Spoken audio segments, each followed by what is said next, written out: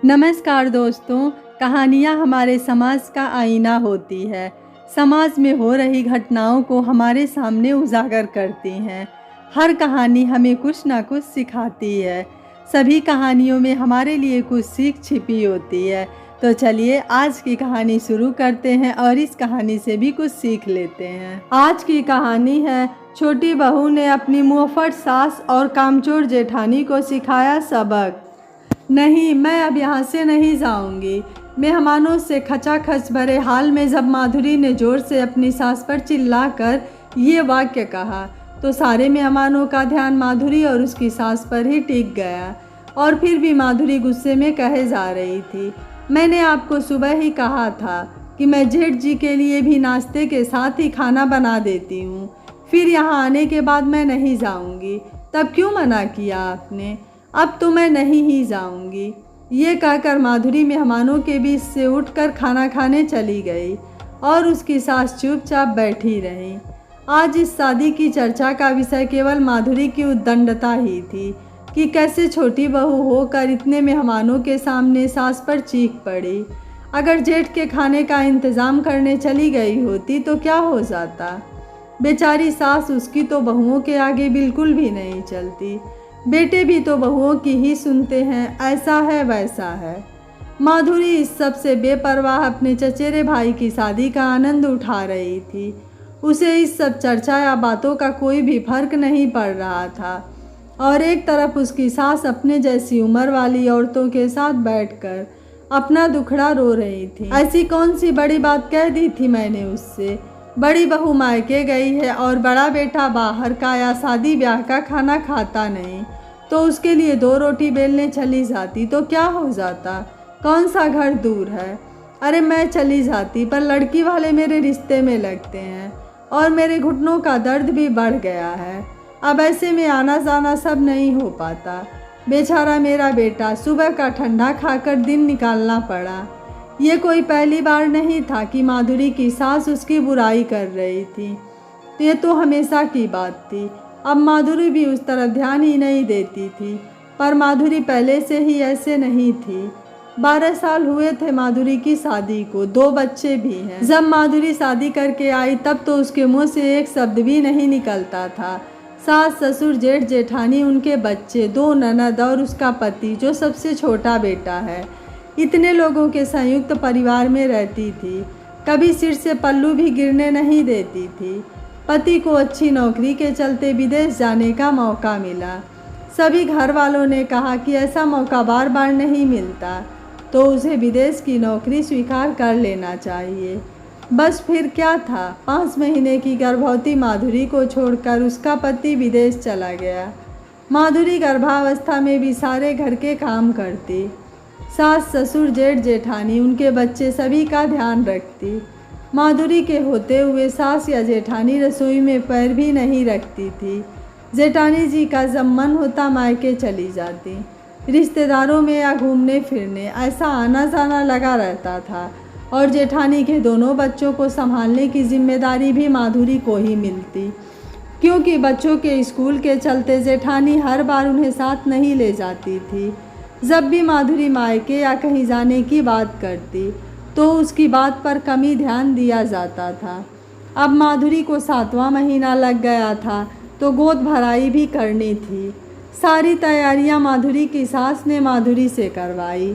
जेठानी को तो हर जगह आने जाने से ही फुर्सत नहीं थी। ननदें आती तो हाथ बटाने की जगह फरमाइशें लेकर बैठ जाती। फिर भी माधुरी चुपचाप सब कर रही थी। यहाँ तक कि ऐन गोद भराई के दिन भी सारा खाना माधुरी ने ही बनाया था, क्योंकि फंक्शन के अगले दिन ही जेठानी और सास की तबीयत जो बिगड़ गई थी। पर जैसे ही माधुरी की सारी रस्में शुरू हुई, दोनों ठीक भी होने लग गई थी। माधुरी अब अपने मायके आ गई और यहाँ आकर उसने राहत की सांस ली थी। उसने इन सब चीज़ों को अपने पति से बताया तो माधुरी के पति ने कहा, बच्चा होने के बाद जब मैं आऊँगा तो माँ और भाभी से बात करूँगा। माधुरी भी पति की बात मानकर चुप हो गई। माधुरी जब भी ससुराल फ़ोन लगाती तब सास और जेठानी की तू मैं भी चल रही होती थी। कभी घर के कामों को लेकर, कभी रसोई में खाना बनाने को लेकर। हर बात पर दोनों अपनी अपनी बातें माधुरी को सुनाती। माधुरी तो अवाक ही रह गई, क्योंकि उसकी सास तो उसके आगे हमेशा जेठानी के गुणगान करती रहती थी कि बड़ी बहू के जितना काम तो कोई कर ही नहीं सकता, अकेली 50 लोगों को संभाल सकती है, फिर अब ये तनातनी क्यों। वक्त आने पर माधुरी की डिलीवरी हो गई और उसने प्यारी सी बेटी को जन्म दिया। माधुरी की सास, जेठानी, जेठ, उसके बच्चे, ननद सभी बारी बारी आए बच्ची को देखने।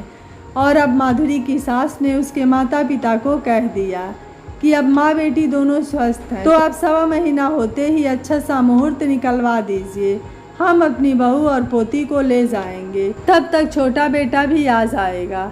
माधुरी को पता था कि सास इतनी जल्दी क्यों कर रही हैं, ताकि वह अपना सारा रौब माधुरी पर झाड़ सके कि ये करो वो करो, समय पर खाना बन जाना चाहिए, सुबह जल्दी घर के काम हो जाने चाहिए, हम तो ऐसे करते थे, बड़ी बहू ऐसे करती थी, तुम सबसे छोटी हो, सबकी बात माननी ही पड़ेगी इत्यादि।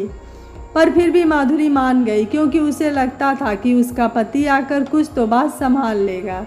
उसे काम ज़्यादा करने से परेशानी नहीं थी, पर सब कुछ करते हुए भी उसका उसके ससुराल में कोई महत्व नहीं था।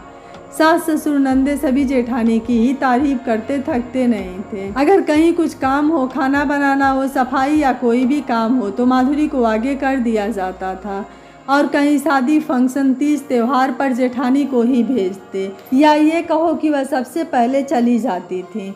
और अगर माधुरी को अपनी रिश्तेदारी में या कहीं भी जाना होता तो घर के सारे काम निपटाकर, खाना बनाकर, सारी जिम्मेदारी निभाकर ही जा पाती थी, फिर भले ही पहुंचने में देर ही क्यों ना हो जाए। खैर माधुरी का पति छुट्टियां लेकर वापस आया। कुछ दिन तो रिश्तेदारी में मेल मिलाप में निकल गए। दिन भर सारा घर माधुरी के पति को घेरे रहता और माधुरी रसोई में खपती रहती।